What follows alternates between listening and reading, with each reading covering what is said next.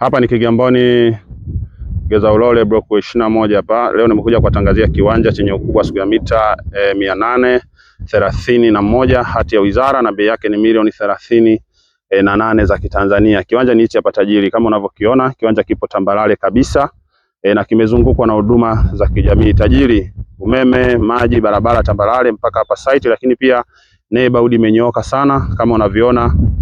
Hawa ni majirani waliotuzunguka hapa kwenye hii site yetu. Mtaa mmoja mzuri sana tajiri kama unavyoona. Unaona? Mtaa unapendeza.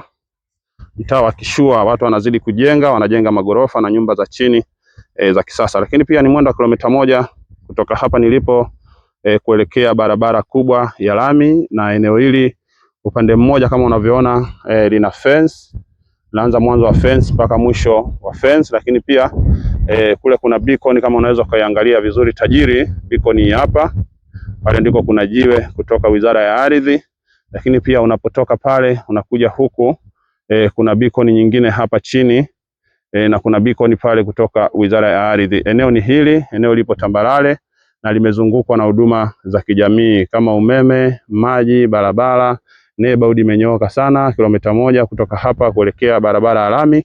Hii ni Kigamboni Geza Ulole block ya 21 tajiri. Kiwanja kinatupwa, mwenyewe amekwama, ameamua kuuza kiwanja chake kinachopatikana Geza Ulole. Kwa hiyo nakaribisha sana, kama unauza nyumba, unauza kiwanja, unauza beach plot, unauza yard, unauza godown, unauza shamba, nipigie kupitia 0783027994. Napatikana Kigamboni tajiri.